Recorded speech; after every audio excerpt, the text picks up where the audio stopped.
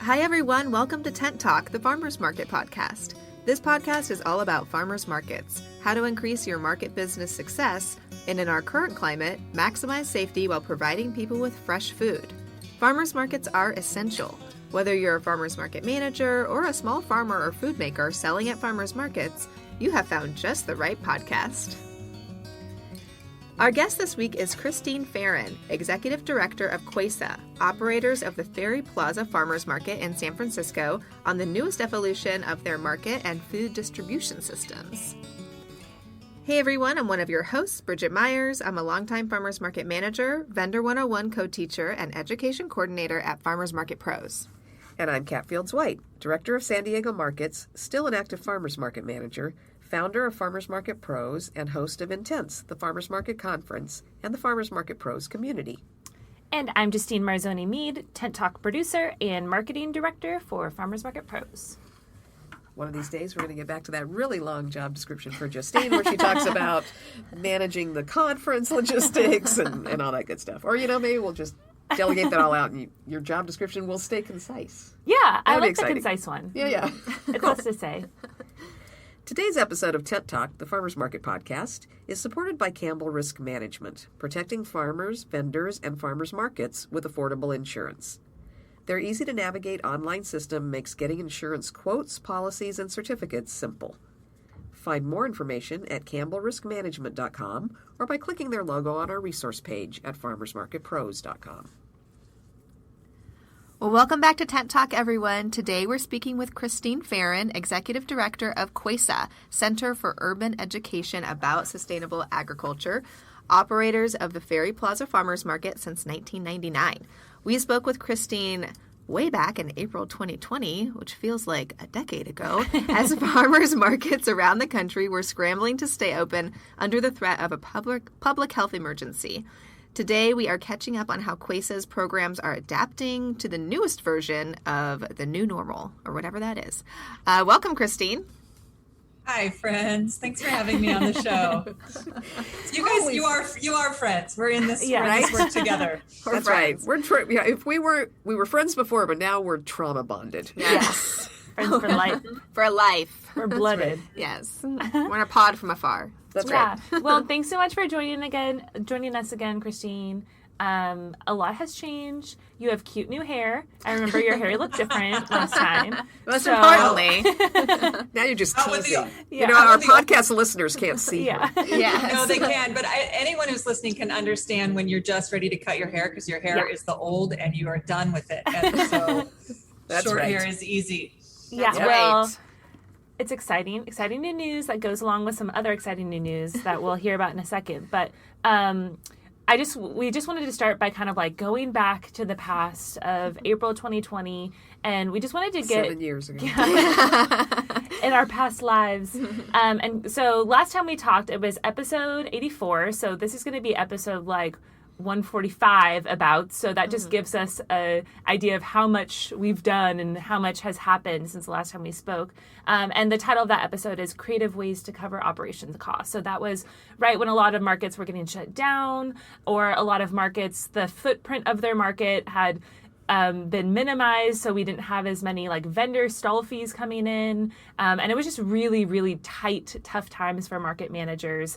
And so I think the biggest thing we talked about in that episode was just how CUESA as an organization was continuing to keep their market functioning.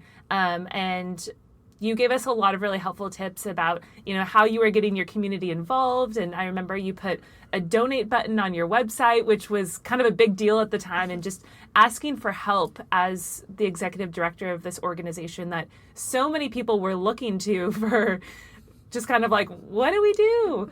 So I don't know, I guess we could just start there of just give us a retrospective of like. Oh, you said let's go back to April 2020, and I literally felt my body seize up. Sorry, I didn't mean to trigger you. No.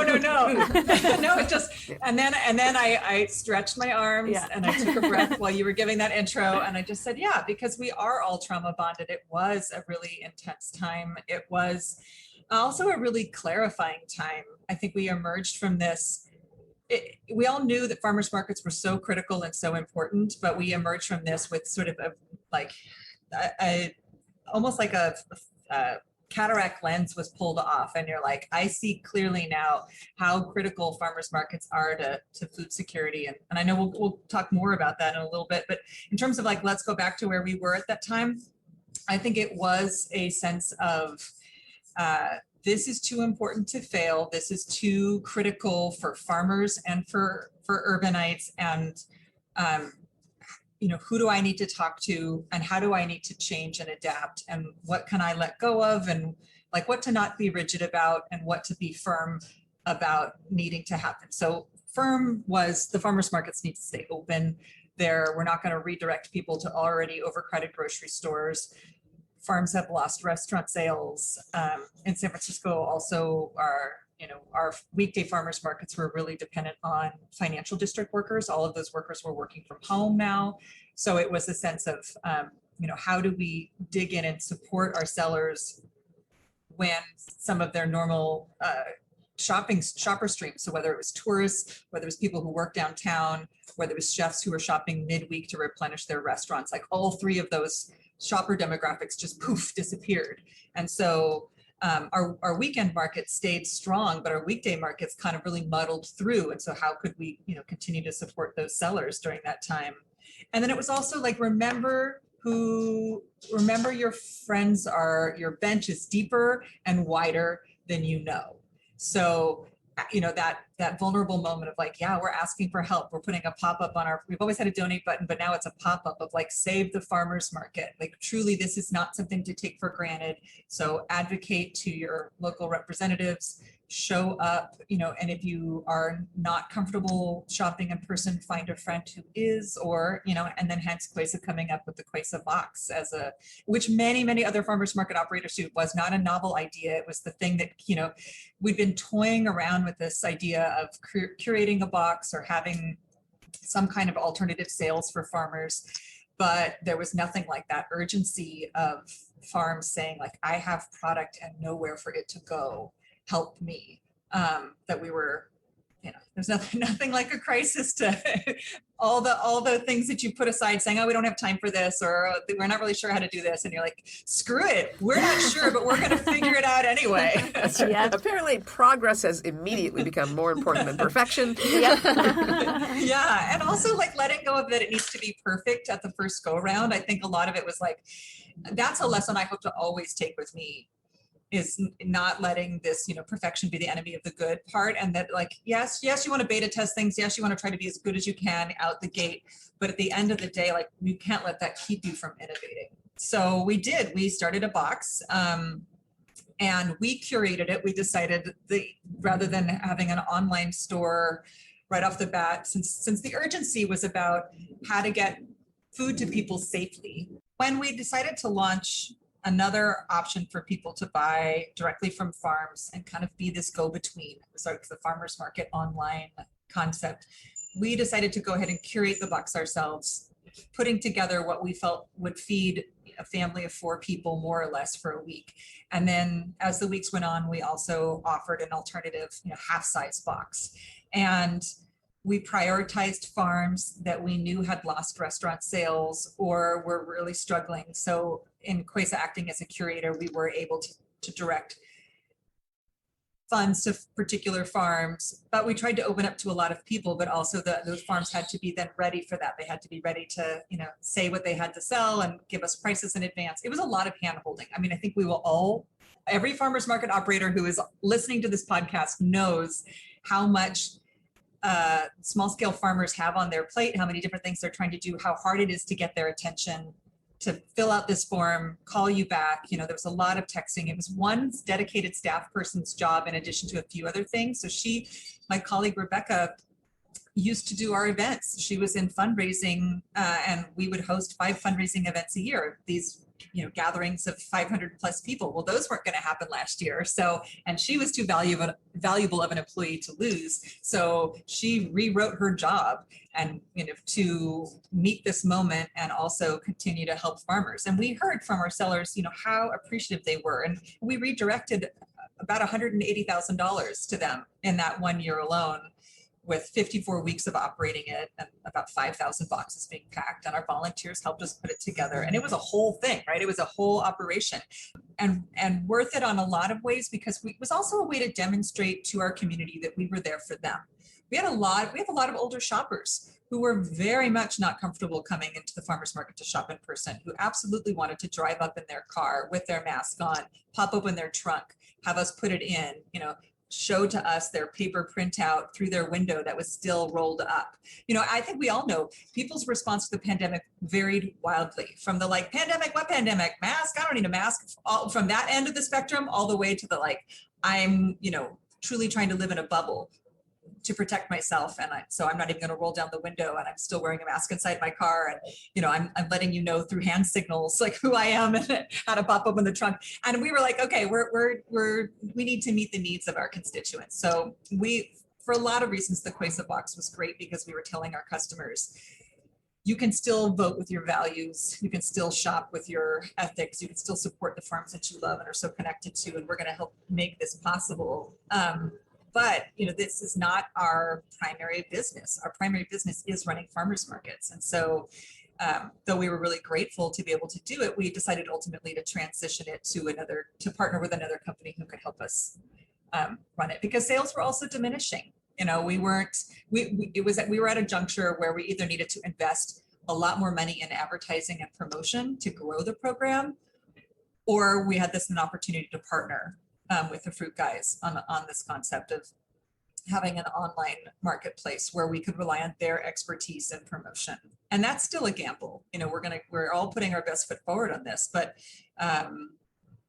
we're still in the business of bringing people together at the farmers market to directly talk to the farmer. And that's what we do best. And so we're looking at some of these evolutions as a way to still meet the need of people being connected to who grows their food and knowing them, but also, once again, not making perfect the enemy of the good. So many people transitioned to shopping online in this pandemic, and we hope that many of them will be comfortable coming back to the farmers market. But if they're not going to be here on a particular weekend, but they could go ahead and place an order and have it delivered to their house, then okay, let's try that option. If it's still putting money in the pockets of farmers, and we're still forging that connection, and we're still able to offer a lot of the same education, so recipes and content about the farm and where the farmer is and how many years she's been farming and what her family heritage is, and all the storytelling that we already love to do. If we can continue to do that through this online e-commerce way, then we're going to try it, and it's still an unknown. So it's on did you see, as you saw more people have you seen a lot of more people coming back to the farmers markets live and in person? Yes, absolutely. Okay. So as that opened up a little bit again and you saw more people coming back, did you see people ordering the box, but then also coming to the market and shopping? So yes, did they absolutely. use the box as kind of a baseline, and then they added on the goodies that they discovered when they came to pick up the box, that kind of thing? Absolutely, Kat. Mm-hmm. And then how are you financing the curated box? So was there a fee that the consumer paid? Was there a percentage charge to the farmer per sale? CUESA priced the boxes as a set price every week. And then we aimed to make about 15%. Like that was our cut of the cost of the box. And so the farmers set the prices. So some would sell only at their regular table price and not give us a discount. Others would give us a wholesale price. And so our profit margin would kind of fluctuate week to week depending on what was in the box. But it took that level of curation of us saying like, well, we'd love to add cherries. But so that was when we started like a fruit and nut box, just because fruit can be on the higher end price wise. And a lot of people wanted fruit. And so, there were lots of little adaptions and trials along the way to kind of figure it out. But more or less, the farmers set their prices and we paid those prices, but the box price was consistent throughout. So our CUESA's margin would vary, but it ended up being around 15%. So you were just evaluating kind of what the market would bear versus what you knew you had to pay the farmers and that kind of thing. I think it's brilliant that you used your event coordinator to switch on to that project because that's a perfect translation since events weren't going on. So that makes sense. But on a long-term basis, that box at 15%, did that cover, were you using volunteers to pack it? Was there actual full labor cost to pack them? volunteers were used to pack it, but my colleague Rebecca, who was our events person, like that took up at least half of her job. And then even just processing the checks. I mean, I realize we're going into the weeds of details here, but literally But just market managers love that. Yeah. So yeah, how did that so look? I mean, paying our, having our bookkeeper, since we've wound down the project just in the last few weeks, he spends an hour less here every week because he was coming in and he was processing checks for 25 different farms. Right. And inputting them into QuickBooks. And so, and we were, hand delivering those checks back to the stand the following week. And Rebecca would be, texting and hounding a farmer to get paid. I mean, every market manager probably knows this. It's like, this is only in your best interest. We owe you money. Please send us an invoice. And still, you have to remind them 7 times. And then finally you get invoices for the last 7 months or whatever. So that happens. And it was all worth it, but the program needed to grow in order to be sustainable. Sure. That's why it's so interesting to talk to you now, because I think a lot of people who would have never dreamed of operating an online system. I mean, everybody had to pivot into this with what was going on last year, but I think now they're starting to have to evaluate, okay, if we didn't get a grant to do this like some markets did, and if we weren't using this big volunteer force like some markets were, and if we weren't just burying staff time because we can't use them on events, for instance, but we still want to keep this person employed, if they need to go back to events, is the actual cost of hiring a new staff person to do a curated box, that all makes sense in terms of a profit and loss statement kind of thing. And I think a lot of people are seeing that at the level they're doing it at a farmer's market. Maybe it doesn't. And so they have to look at other things. So you guys are winding down the curated box and you're going to this new program where you're doing is it all home delivery, or is there an option on this new one to pick up at the market?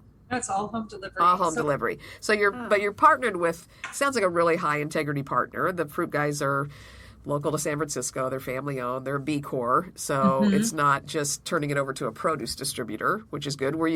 How'd you go through the process of deciding who to partner with? They actually approached us. So Chris Middlestadt, their CEO and founder, emailed us, and we'd had a lot of people reach out to us, but the integrity of their business, as well as how many farms in our market they had already worked with, and the fact that as a part of their business, they have a fund that they reinvest in on-farm innovation projects, or environmental projects. So, they have, as a part of their business model, being a B Corp, that a certain percentage of their profit gets put into a foundation that then gets redirected in funds to a farm for things like putting in hedgerows, for increasing pollinator habitat, like all of these things that are deeply important to us philosophically, but also the actual reality of the kind of support farms need to if a farmer needs a grant sometimes in order to buy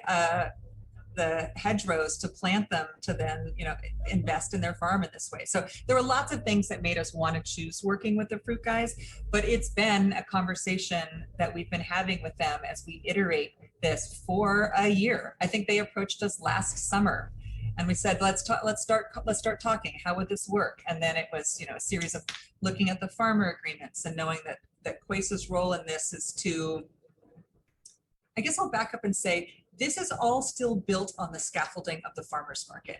This is something that I think lots of people who aren't market managers don't realize, which is that the farmers market not only is this ecosystem of relationships, but that it's a scaffolding that supports so many other functions. So right now in the program that we are starting with the fruit guys, the farms are still going to bring their product to the farmers market, and the fruit guys is going to drive a truck up and pick it all up.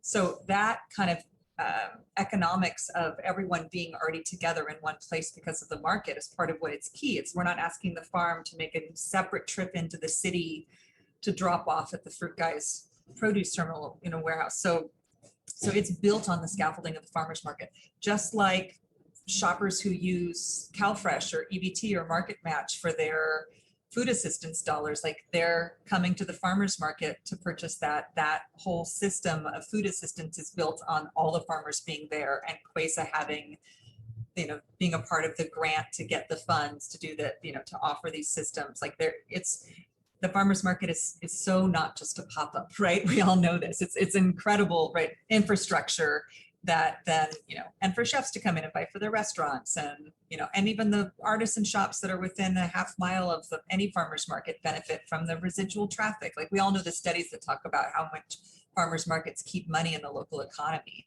And that's just so true. So, but back to the box, Kat, I can see you have a question. Well, it's just, so I know that this is a much more robust system. So the consumers can go on and they can design their own order. It's not a curated box. It's a fully functioning, dazzling website where you order from. Is that something that you developed in-house, or what kind of, are you using a preset platform that you modified, or did you start from scratch and develop this shop? It is Shopify. It is Shopify, okay. And it's being designed in partnership with the Fruit Guys. So we are taking photos at the farmers market of produce if we don't already have them.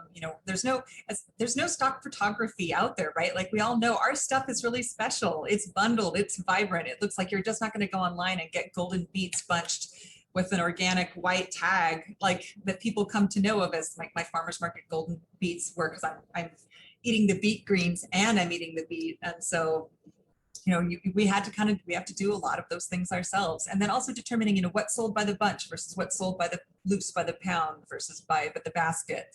And, and how do you adequately describe the items so that people, when, what they're seeing visually is also what they're reading, that they know that they're going to get. Because you don't want someone thinking they're buying a bunch of beets because they're going to cook with the beet greens, and then what they get is loose beets. Right. So it's all of those minutia of details that take a lot of time to set up the website. So that's what we've been working on in the last week. But yes, from the consumer end, from the consumer's perspective, okay, I can't come to the farmers market on Saturday. I'm going to go onto the website, and I already know my favorite farmers, so I'm going to see what they have to sell. Or I kind of want to see who has this particular item, so I can search by a produce item.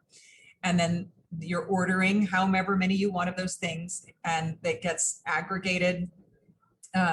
From the consumer side, the price is tallied, I put in my credit card information, then it gets delivered to my home. On the back end side, from the Fruit Guys, they're opening the website based on what farmer availability has been communicated to them. And they are closing the website 3 days later, ordering 3 days later, and then they're sending out to the farmers Friday morning, this is what's been ordered from your stand online.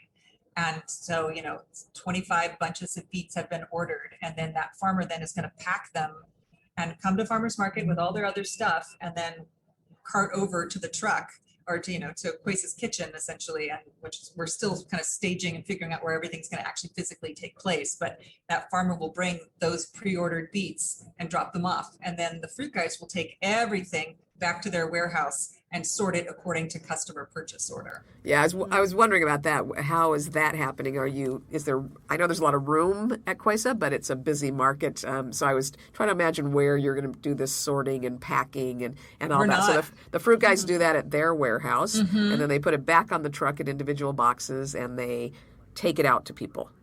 Right? Yeah, and that has to be the case because there are all sorts of regulations when it comes to food safety and handling that they are more compliant for. I think a lot of farmers market operators have been kind of flying under the radar when it comes to some of the food safety stuff, which we all know that's the way it's been.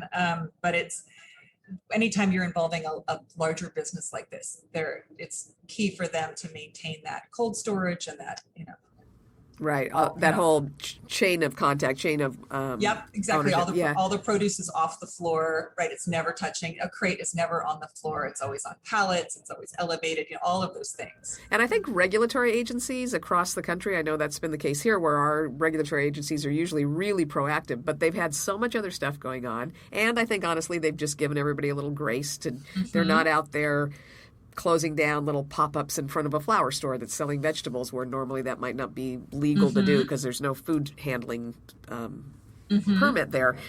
I think they're coming back to life. And so I think a lot of these sort of off the cuff, under the radar sort of operations are going to start getting hit by regulators. And so, it's good that people are thinking through where they go from here. So are the Fruit Guys then just cutting those checks to your farmers and you don't have to be involved in that anymore? Correct. That was really key for us that we're acting as a curator and an introductor and a supporter, so we're there, helping to make sure all the forms have been filled out and, hey, we know that you've got these varieties of cherries coming online soon. We have some pictures of them from last year. Like, let's get them up on the website. Kind of really helping to help the seller to think through, like, we know this product is coming in a couple of weeks. Let's get everything set. So as soon as you actually have it to bring to the market, it's also available on the site. So we're that kind of advocate supporter role, but the farmers themselves have direct agreements with the fruit guys, and the checks are being cut from the fruit guys to the sellers. And then CUESA's take is 4%. So it's not a lot that we're, to the point, Kat, where I'm like, and we're doing this, why? Like, I mean, I just wrote our fiscal budget for the year as an organization, and it's such an unknown that I put in, like, maybe we'll get $10,000 this year from our 4%.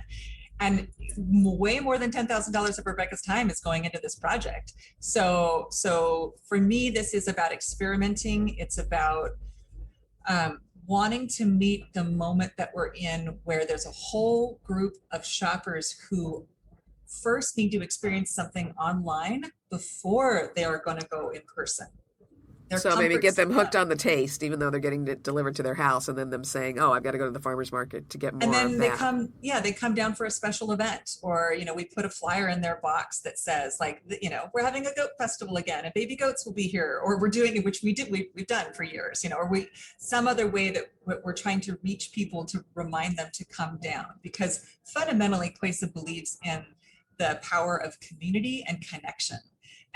And you're not getting that when you're ordering online and it's getting delivered to your home. Like, if you already have a relationship with a farmer, great, then you're kind of building on that pre-existing connection. If you don't know the farms, then you're really just going on the quality and the brand reputation of either Ferry Plaza Farmers Market or CUESA. So we're looking at, okay, there's a whole group of people that maybe wants to be connected, wants to vote with their values and their ethics and their dollars in this way. And how do we meet them in the convenience and then encourage them to move into the in-person? Because we all know farmers markets aren't convenient, right? That's not what we have to offer. That's not our stock and trade. What we have to offer is community and vitality and relationship with your producers. So yeah, and of course that's the part that's scary when you're doing this, is how do you maintain that relationship with producers? When you open your box and you see there's carrots in there, but there's 6 farmers selling carrots online, how do you still feel that connection with the individual farmer that grew that vegetable? Do you, at your regular farmer's market, do you charge a percentage of sales, or are you at a flat rate for the stall fee? Flat rate, which is typical for Northern California, I know. So the farmers, yeah. So you're still in this program, you're getting the percentage, but you're still getting a stall fee, because everybody that's involved there still has a stall at the market, so that's okay. But I think you're right, the 4% against it sounds like you're investing a lot of staff time, which is great, because I think one of the obstacles for other online programs and even pickup boxes and things has been that the farmer doesn't take that great picture with the white twist tie on it. So it sounds like you guys are really kind of bolstering that and making sure that the images are there and all that. I guess my question is, so you're typically, when somebody comes to the market to buy those carrots, they walk by the bread seller and the cheesemaker and the other impulse buys that might even not be on their list, or they're planning to get them at Trader Joe's. And so when somebody buys online and gets it delivered, of course, that's not triggering that spread of purchases to the vendors next to the farmer where you ordered your carrots. So what's your feeling on that? How'd you wrap your head around that going forward? There's a whole psychology in UI development about how to have the suggestible, it's the Amazon. If you like this, you might be interested in that, right? So there is a way to try to mimic some of that through an online shopping. I'm old school. I am not a millennial. I'm 47. Like, I am not the person who's convinced that online shopping is the best thing ever. So I feel like it's there for people when there's a need. Like, there are times when I can't be at the Saturday market, but I would love to, so I'm usually asking my colleagues, like, will you pick up, these eggs from this person, right? So what about if you're not me and you're able to lean on your colleagues to pick up stuff for you, then you have this option, and that's great. And then there's, like I said, there's a whole group of people for whom farmers market shopping is a little intimidating at first, and so experiencing it online is the right path for them. I just feel like farmers markets are so important to keep alive, and small scale growers who grow for direct marketing, who are growing for flavor, who have all these unique varieties, they need sales outlets. And restaurants are not going to come back in the Bay Area in the same force. They're going to come back slowly over time. Until conventions come back and until people are coming back to their offices more regularly, there will literally not be enough bodies in the city to support that. So I feel really strongly that we need to try, but I did have the intellectual or existential, like, is this undermining the very thing that I believe in, right? And that I have dedicated my life's work to, which is in-person, face-to-face exchanges and conversations. Yeah, that's what the conflict's been, I think, for everybody that's done the kind of drive-by and pick up boxes and all those things. Are you including things on that website like farmer profiles and things, so that there can still be, so it's not just ordering from Blue Apron or Postmates or whatever newfangled system those kids use to get food. What do you use up to? It's Good Eggs and Instacart in the Bay Area that are and they're doing the same thing, right? They have farmer profiles, they have, so I still feel like we are relying on continuing to invite people to the in-person experience when it's possible for them. But yes, there are farmer profiles, there are recipes, there are little fun facts about the farm or quotes from the farmer. All of that is a part of the plan for that. That's great. For the rollout of the website. So there's a percentage that goes to CUESA, and obviously there's got to be some percentage that goes to the fruit guys so that they can, they've got expenses, obviously, and they've got to make a living. I'm presuming they're in business to do that. Are you getting any feedback from your farmers on, the one thing about farmers markets is community, and then the other thing about farmers markets is letting farmers get that retail price of the product, the whole direct marketing thing. So they're essentially now selling wholesale to an extent. Are you getting any feedback from them on whether they're feeling like it makes sense to do that and still pay a stall fee to be at the market? I think they're willing to go on this gamble and this trial with us. And so we're not asking them to, they still believe in the value of the stall fee for their in-market sales. And then it's like a restaurant, right? You might sell to a restaurant at wholesale. And so that chef comes by and picks up the 30 bunches. And then here's, instead of a restaurant, it's the fruit guys that comes and picks up that. So I guess the part, I wish I could remember the thought. You mentioned something earlier, Kat, just about, the psychological challenge. The overflow. Right. Yeah. Of just like, at what point are we undermining our own, efforts? I think it's incumbent upon farmers market operators to continue to make their markets more accessible, more inviting, more welcoming to all people. And that is how they will stay relevant. That is how they will feel, because something like 4% of the population shops at farmers markets. So it won't cannibalize sales if you continue to bring more people to your farmers markets. Sure, just expanding the market. And I think I lived in San Francisco for a couple of years when I was in grad school, and I didn't have a car, and I would, just grocery shopping and then taking the bus is really hard. So I'm trying to put myself in that position. If I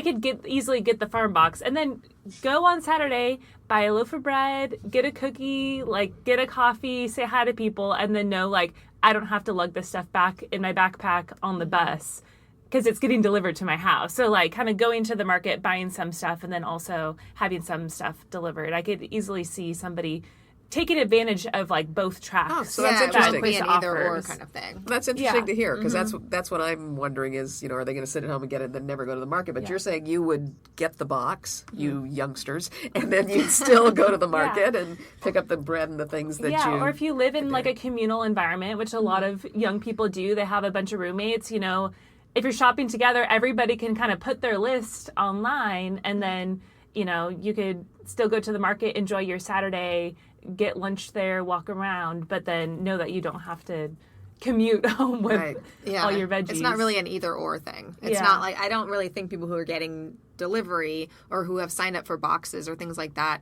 are just not going to have the farmers market experience. It's just convenience, that's what I get I get a box at the market when I'm working.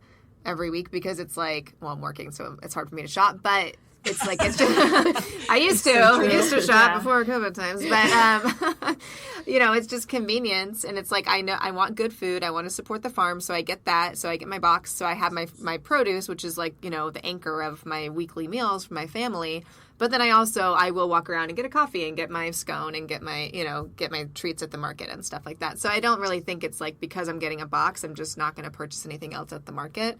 So even if it's a delivered box, That's encouraging for me to hear. Yeah. Because that's, of course, my big worry. And Christine, are you knowing that it's you guys, I'm suspecting that the answer is going to be yes, but so are you devoting a fair amount of resources to data gathering and trying to figure out, are these people getting deliveries people that have shopped at the market? Are they new people? Are they doing one or the other? Are they doing both?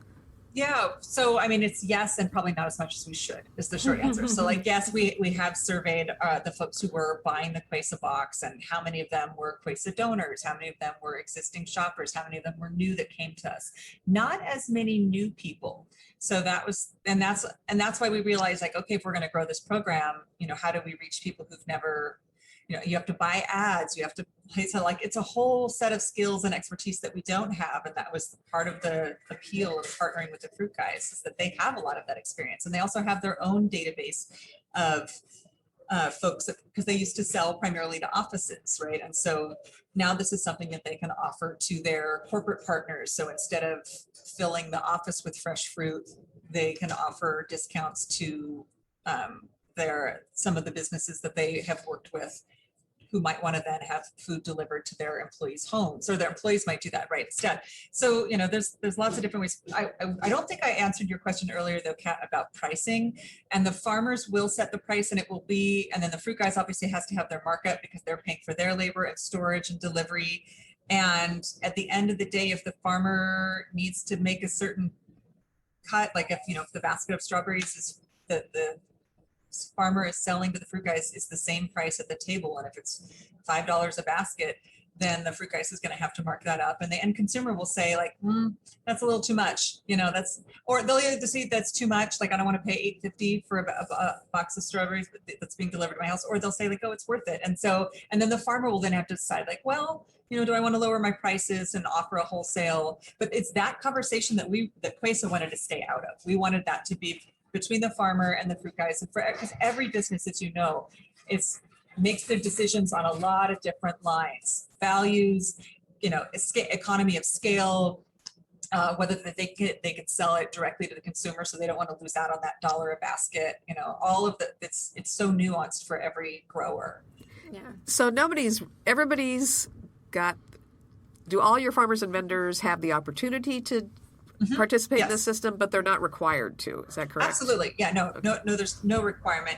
But what we're finding is that some of the farms that are well resourced, that are like the farms that are the most business savvy, the most ready, are the ones that are the first to sign on, the ones that already have lots of chef accounts. And then we have a group of farmers who have still amazing product, but they are either not as established, or, and so the question for us has been, and especially along racial equity lines, right? So how do you support the farms that need a little extra help? We need to take the photos of their products. We need to help them, call them up and walk them through getting the load list together, send the text. We were just researching yesterday, like, how do we send automated text reminders to, like, it's Monday, time to send your load list into the Fruit Guys, right? Like, how do we offer these sort of support so that we can actually have a more diverse representation of farms in our market? Because it's no surprise that it's largely the white farmers who are the more financially successful farmers, who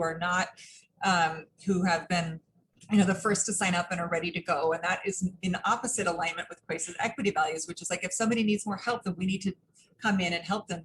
Because I'll use a specific example. If you have a first generation farmer who's a farm owner, whose family grew up as farm workers, now this farmer has scraped enough together to be the farm owner, but still farming for direct market production and small scale farming means this person is the bookkeeper, they're the accountant, they're the marketing person, they're the social media person, they're the sales guy the day of, like they have every hat in the business. And so asking them to do one more thing sometimes means that they pass on an opportunity that could actually economically help them. So how does CUESA come in and say like, all right, we're going to hold your hand a little bit more through this because you deserve this, because the system is stacked against you already, and that's not fair.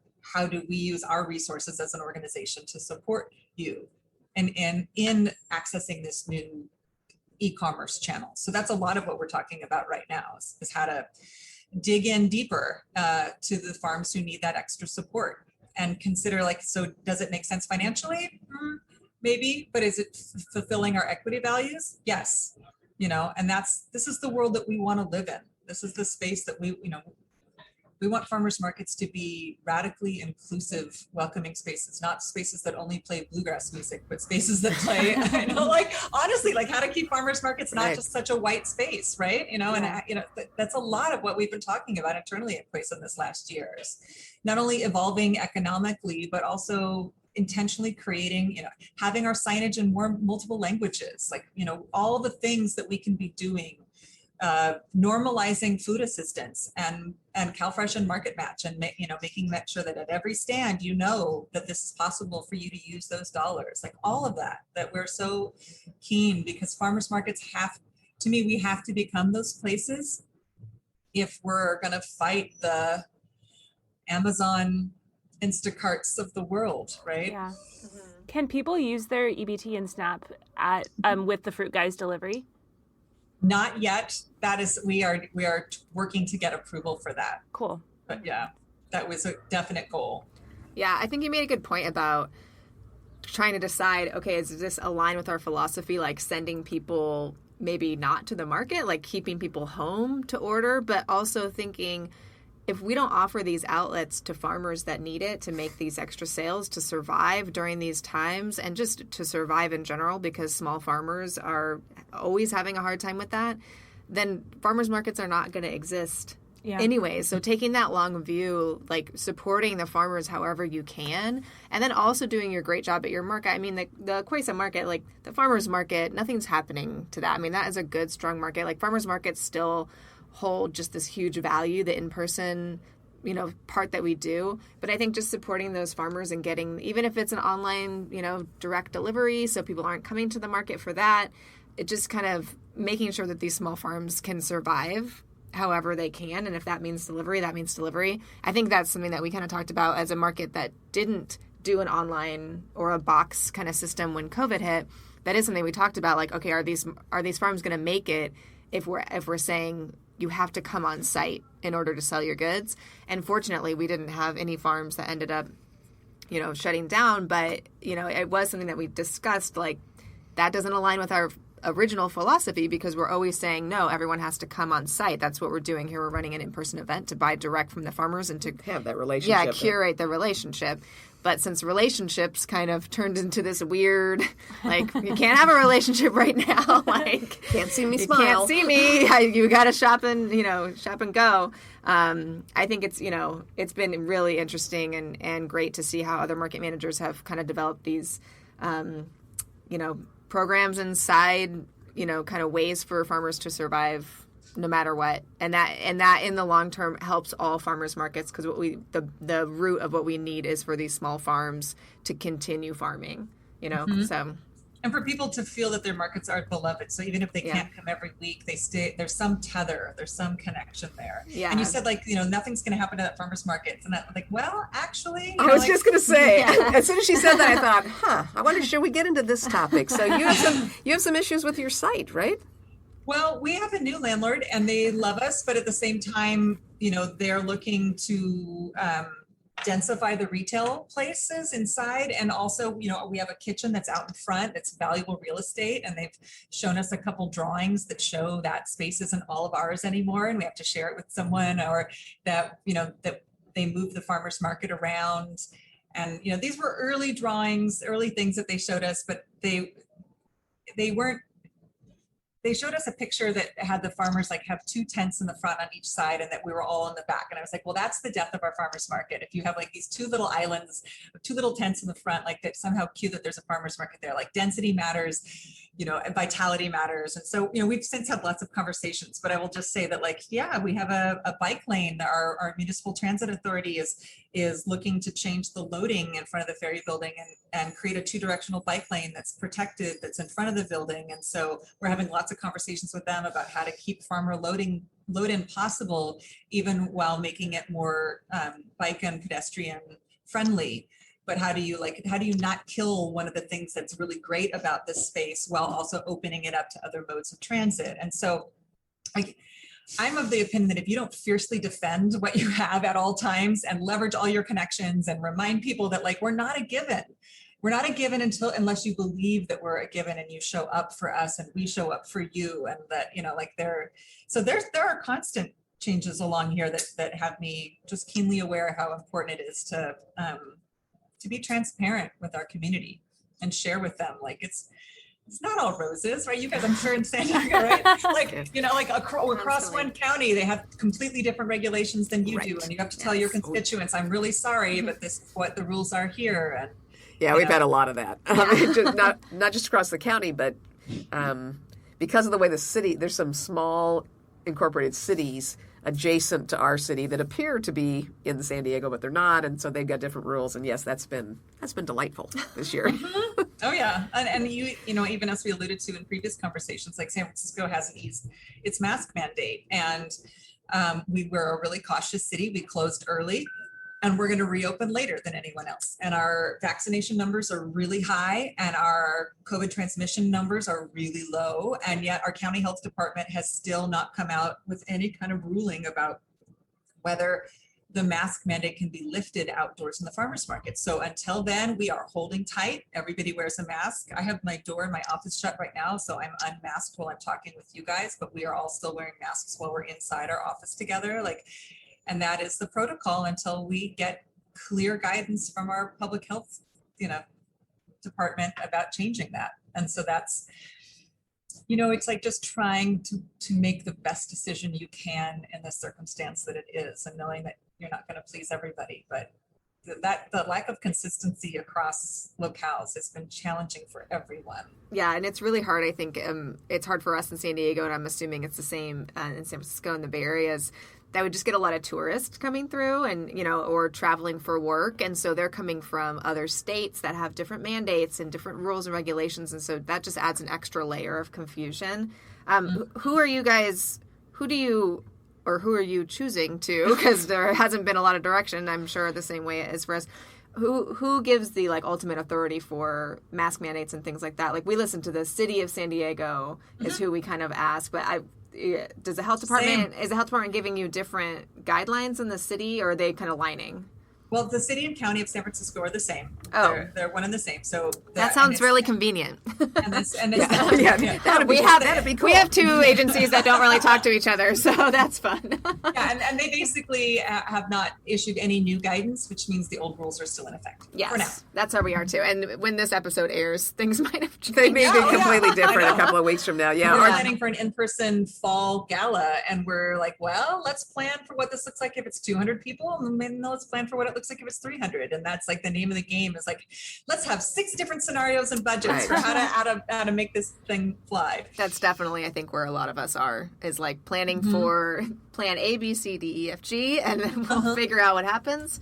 So yeah, for sure. Yeah, kind of how it's going. Yep.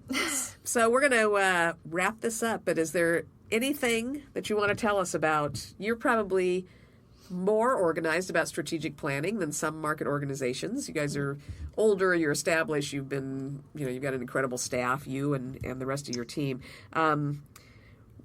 Taking what we've all learned over the last year, what are your big, maybe just the top couple of directions that you're going, and how are you planning for the next year and beyond? Well, we got federal funding for one of our youth education programs. And so that was a real boon, along with PPP loans and everything else this last year. So the first part of last year was about getting our financial ship sort of together and like figuring out how we were going to make it through COVID. And there were a lot of lovely, wonderful things that happened to kind of right us, because there was a moment where I was like, oh my God, we have enough money in the bank for 3 pay periods and then we're done. Like, this is scary. Oh right? yeah, because you have a big staff too. Yes. Yeah. So that was laying off staff. That was doing all 2 PPP loans. We became a temporary fiscal sponsor. There are all sorts of things that happened. And we're in a good place now. So we're actually rehiring now, which is really exciting.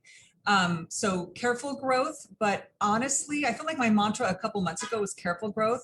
My mantra right now is be bold, be brave, because leadership and vision, people want us to really clarify for them why we're here. Like, what change in the world are we trying to make?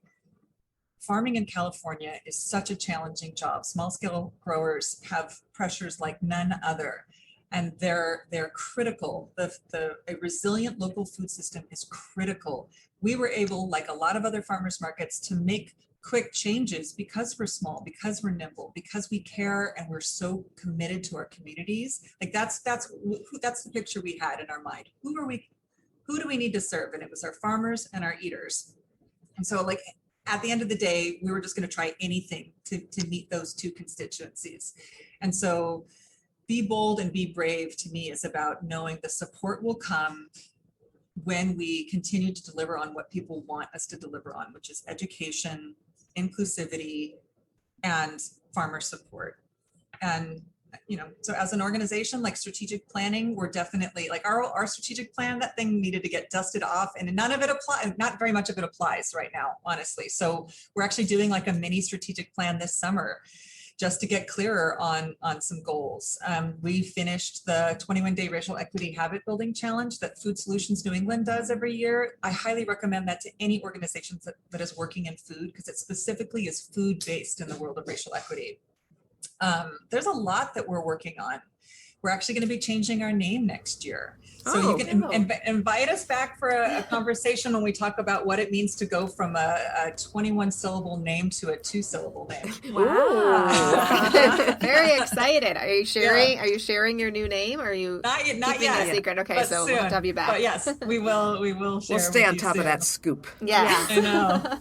Yeah, there's a lot, but I think that resilient, nimble food system that we all need, that saved us in this time and still provided all that connection. Like, I'm always going back to my values. They're my roots. They're my center and my guide. And then there's the cautious part of me that has to really take a step back and be like, be bold, be brave. It's your supporters will be there for you if you are doing the right thing. Yeah. And not easy right now after all the trauma. Actually, I think so many of us are moving sort of cautiously and not moving ahead so boldly, just because we've been a little bit bruised. So I'm gonna write that down and put it on my bulletin board. Christine says, be bold, be brave, and we will plunge ahead. Your supporters will be there. That's right. Yeah. And I too cry a lot right now. So It's a weird I'm with time. you. Yeah, it's a weird time. Thank you so All much, right, Christine. thank you, It's always guys. wonderful Thanks, talking Christine. to you. Likewise. All right, take care. We'll talk soon. Okay. Sounds good. Bye-bye. Thanks for listening today, and big thanks to Campbell Risk Management for protecting farmers, vendors, and farmers markets with affordable insurance, and for supporting Tent Talk, the Farmers Market podcast. Find more information about their offerings by clicking their logo on our resource page at farmersmarketpros.com. Farmers markets are all about community, and all of us, operators, farmers, and vendors, keep learning. Connect with people just like you from various parts of the country and share what's happening in your area in the terrific conversations over in our private Facebook group, the Farmers Market Pros Community. Please find us there, answer the 3 qualifying questions, and join the group. You can also message us on Instagram at Farmers Market Pros or email us at connect@farmersmarketpros.com. If you're just getting started in farmers markets, check out our Vendor 101 online course at farmersmarketpros.com. Thanks for listening to Tent Talk. Please leave us a review on iTunes, Stitcher, Spotify, YouTube, or wherever you access your podcast, and tell us and others how you're enjoying Tent Talk. If you are listening on YouTube, give us that thumbs up. And be sure to subscribe to our podcast so you don't miss the next episode. Tent Talk, the Farmers Market podcast, is proudly produced by Farmers Market Pros, where passion meets profit. Today's episode was recorded and edited by Justine Marzoni Mead. Original music by David Mead. Thank you so much for listening today, and we will have another great episode next week, so tune in.